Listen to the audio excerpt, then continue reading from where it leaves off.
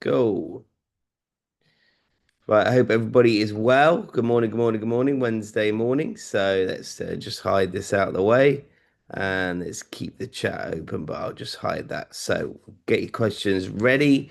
Right, let's have a little bit of a trickier kind of, morning this morning in regards to we're actually coming into a nice level of support here on the dollar. Remember, every morning this is the first chart you look at. I had a one-to-one last night, and I ask everyone, if we were to click on a random chart like I don't know, Euro JPY, the first thing you're gonna think about is, am I gonna sell this or am I gonna buy this? All right, that's the first thing. And there's a bit of confusion there right off the bat, and that's one thing that I want to eliminate from everybody. So that is why the first chart you go to is the dollar. All right. Now we're doing here, we've got a little bit of a checklist.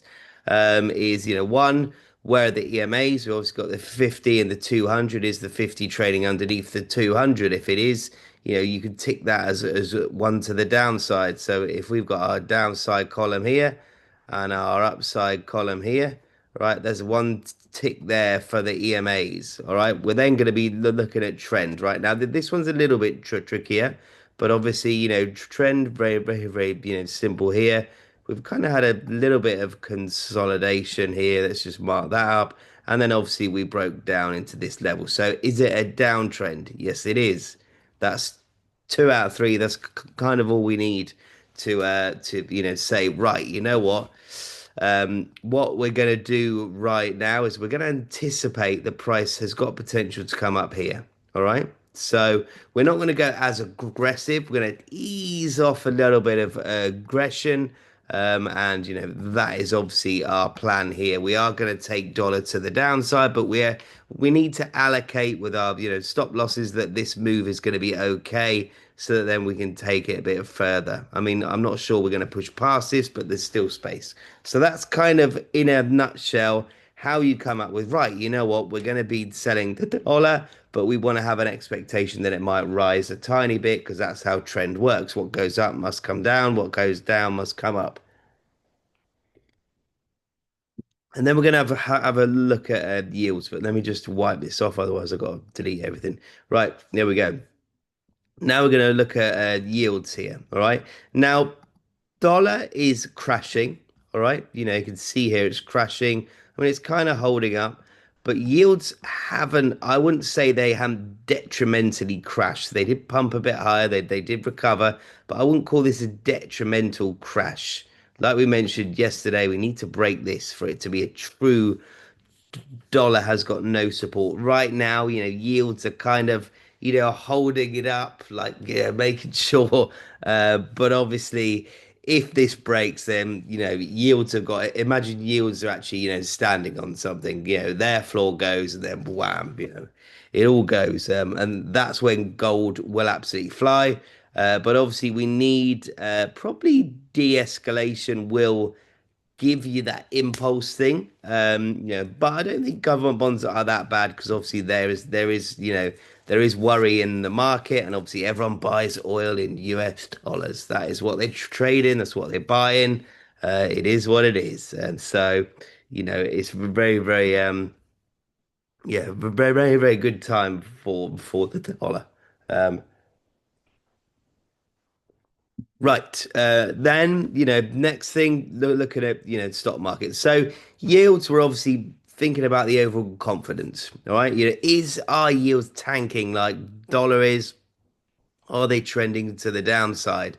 I would say you could argue both ways here. You could argue that yields are kind of in a bit of consolidation, right? Like we mentioned, I think it was yesterday. They're kind of in a little bit of consolidation here. Or you could argue that, fuck, look at this, it's just tanking, taking out this low. So there's, a couple of ways that we can look at this. All right. But obviously it's not clean. So that's not going to give us that kind of encouraging, right, we're going to sell the dollar, we're going to hammer it, we're going to go ultra aggressive. We've also got a stock market, right? If we're going ultra aggressive, that should mean that, risk appetite's there. It's not there. Yes, stocks have recovered this week, massively, but they're not, I wouldn't say they are flying. All right. I'd say they're in recovery mode. All right. If we look at this all-time highs, nothing is really, it's looking pretty good, in regards to if there was rumors that because obviously we've got this ceasefire until Tuesday. I actually I like that nothing's moving crazy because it means that no one really knows what's happening. And hopefully that means that this is over, or it's going to be almost over. I don't know if it is, but hopefully it is. Yeah, that's kind of the way it is. So yeah, but this is how you've got to look into everything, right? Then we're going to look into the news, all right? What is happening, all right? So we got absolutely nothing this morning. This afternoon we got some manufacturing data, we got some import export data, we got Chairman Barr speaking, Governor Bailey, not a lot happening. All right. So, we then know, right, you know what, this morning there's nothing that's going to, move our trades crazy. Then we can hop on and have a look at what we're going to take. How aggressive are we going to be? Um, you know, are markets gonna move crazy or do they, we've got to also identify, right, what, this move here, and that was yesterday or from Monday, we haven't had much of a pullback, so that's why I've been a bit cautious on some of these pairs 'cause I just want to allow for a nice smooth pullback, and then odds are, even if we're not going to continue pumping, we're going to hit an equal high. All right. And that'll be enough of a trade for us to be like, yeah, you know what, we've done well here. So, these are all things we've got to be thinking of. But obviously, yes, we're going against the dollar because of trade trend, because of, macros, because of overview. Yes. But obviously we want to, judge what is happening here. We then obviously got euro. I've gone a little bit more aggressive here, but still focusing on these candles here. Just want a little bit of a pullback. Like I said, I would actually quite like the dollar to come up here and hit 98 for 500 and then come back down. I want all our trades to trigger in this area and I want us to be very, very happy. That is, that's basically how we roll here. So yeah, euro. Again, just obviously want this to drift down, come in and test these areas and then reject it. Even if we get like same as GBP, USD, even if we get an equal high, we're going to be happy. AUD USD, similar thing. Gold, looking like we could potentially trigger. Gold's a bit trapped, all right? Gold's not going to pump either way, but it's very, very tricky. It's been squeezed. You've got to favor the upside, in regards to, yields kind of where they are. Excuse me, dollar where it is. So you've got to kind of always be favoring the upside. But again, we want a bit of a pullback into this area, and then hopefully we can trigger. I'm going to leave this one open. Yesterday, if we'd have left yesterday morning open, this one would have triggered and we'd have been really happy because we would have hit TP. So I'm going to leave all of these open, and then we'll obviously wait and see what happens. So yeah, we've last but not least, USD JPY. I've had a trigger this morning. That's what we wanted. So trigger this morning. So very, very, very, very happy. Popped obviously back up, triggered our area. I did feel with this we could go slightly more aggressive, just because we obviously had a lot of, lot of price rejection and support in the this area here, so yeah, and I'm still pretty confident when we're not going crazy, we're just targeting these lows here. So let's wait and see what happens here. I've gone aggressive on all of these, top, middle, bottom. So yeah, I'm just obviously want this to continue to the downside. Do you know what, I wouldn't even mind if we did this, because I'd quite like another trigger, but let's wait and see. Let's wait and see. And that's roundabout where we are at today. So Right, let's have a look. For exercising purposes, I tried to draw. Hold on. For exercising purposes, I tried to draw entry zones on USD CAD and NZD USD. Is there anything special I have to look for when doing this? Let's have a look here. So USD CAD. I've just obviously gone through pretty much my whole process here. I think I've gone into a bit too much detail, but no, like I'd said, rewatch this, all right, but go through it. We want to obviously understand what we are, looking at. Why I'd probably on USD CAD potentially target this area here, all right, and then I'll be looking right. Where's a little bit of a round number, so potentially 200, and we'll go 800. That's what I would probably be looking for here. Um, I think so. I think I'd be pretty happy there. You could go a little bit lower if you wanted to, but yeah, I'd probably be looking at something like this potentially. Um, yeah, but obviously if we cross, yeah, I would be happy with that entry. There, NZD USD. Let's just have a quick look at this one. Let's clear it. So very similar. There'd be two, depending on obviously how aggressive you want to go. You could go here, and you could go and wait for something here. Um, I'd probably go somewhere in between. So I'd probably start mine, maybe have the bottom around here, something like this. Let's have a look at this.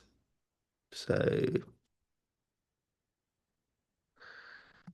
maybe it's seven. So something like this maybe would be what I might be looking for here, because then at least we can have our stops below this low here. And then we can have a nice like 1 to 2, something like that, to get that continuing up. So something like that. That's what I'd be looking at. But obviously, you can see if you identify direction, if you identify your risk, your aggression, you're going to be chilling. You're going to be happy. So yeah. Thomas, quick question on the copier, please. I connected last night, but it never gave me options to amend the max drawdown option. Please, any copier questions, speak to the team. They've been through it. They know it inside out how to connect up. So speak to them. They will help you. And if they give you any problems, come to me and I'll, you know, sort them out. But no, they've done it. I've made sure they've gone through it and through it and through it, so they probably understand it better than what I do. So yeah, the live is forbidden to be uploaded to YouTube. Yeah, basically, basically, this is a good one to rewatch. Because I think all the ibuprofen that I'm on, I've got a bit carried away. Morning, Dan. Do you discuss your gold scalping in the course? I've got a gold strategy, but I'm probably going to do a video on the gold scalping, how to obviously mark it up. Um, so that's what I'm, probably going to work on. Yeah, I might work on it probably maybe next week, the week after. Morning, Dan. Do you discuss your goals? Sorry. Can you tell me why is the break of structure you are aiming on here? Or am I wrong? No, I don't ever want to break structure. All right. I don't want to break structure ever. I'm looking at higher time frames. I would consider, for example, this one, NZD USD. This is one move here. Now, if you are an ICT man, you're going to be looking at a lot lower time frames. So your structure's going to look slightly different. I go with trend, macros. And like I'd said, I've explained it. This video is probably one of the best videos you're ever going to watch. We've explained here. We know where the dollar is. We're anticipating it to come up into this area, right? Everyone would be buying, you know, on this move here. We want to allow for this move to happen, so then we can take it this way. Like, come on, you got to think bigger. But yeah, I wouldn't class that as a break of structure, because obviously a break of structure would be trading down here. That's a break of structure. All right, you can see here We're trending. We've broken so actually, good example here. All right, let me put this down here. Let me get it. MZD. Okay, let's just clear everything on here. So, right, we're going to show very, very nice break structure here. Right, so this would be classed as your downward channel, downtrend. Everyone can agree that, yeah? Let me just get the chat out of the way. All right, downtrend. Everyone could agree. All right, yeah, we'll use our highlighter. We'll start here. All right, we'll do something like this. Trend, trend. All right. So once this breaks, that would then be a break structure. Yeah. All right. But we would also allow it to be, because we're in this channel, we would allow it to continue. Yeah. All right. So we would allow ourselves to be within this trend line here. All right. This is really, really interesting, this actually, to be honest, because just raise this up. So somewhere like this. There we go. Right, you can see here, right, top, yeah, bang, bang, bang. All right. What has ended up happening here? All right, we have broken structure because this is our previous high. These are our other highs here. We've broken through, we've broken this trend line here. All right, or this channel. All right, it's broken through. That's a breaker structure. All right. What do we do then? In regards to a breaker structure, we're not just going to enter, straight away. We're obviously waiting for pullbacks. Strangely enough, where has it pulled back? All right. Remember, trend hasn't even properly changed, since probably about here. All right. Then we'd be looking into, right, our potential area of retest here. Where's it retested? You can see why we've marked it up. All right. That's the top of our channel right there. Right. You can see that at the top of the channel. Where's it come back and retested to a T, the top of the channel? Right, that's where the EMA's crossed. This is where we should be looking to enter our trade here, because that would be a breaker structure. All right, so we wait for the break to happen. Right, this will cross the EMAs. All right, then we wait for a pull back, and then we do our continuation trade here. All right, so it's just about being a little bit more patient. Right. Last question, Alex. Why are yields holding even dollar is dropping? Does big money speculate? I don't think anything is doing anything. I think dollar's had a big impulse. Do I think dollar will break below 98? No. I don't think it will. I just think we're going to be stuck trading within this area until Tuesday. I don't think there is enough for it to break through. I don't think anything is doing anything crazy. Yields aren't doing anything crazy. Stocks aren't doing anything crazy. Everything's kind of, stuck now. But obviously, the only difference is we were trading up here. We're now trading here. So that's the only difference here, is where we are trading, right now. So yeah, let's wait and see. You can kind of tell, you could kind of tell, how it's all, yeah, that there's just uncertainty in the markets, and so that's obviously what we're kind of looking at here. But right, guys, I'm gonna have to end it here because I need to, one, have some breakfast. Two, I've got a one-to-one at 9 o'clock. But make sure you like and subscribe on my YouTube as well, because I'm really, really want to obviously get my subscribers up. It's moving slow, and obviously there's a lot of good value in there, I think. So yeah, right. Have a great day, everyone. Let's smash it, and yeah, appreciate you guys turning up. So have a great day.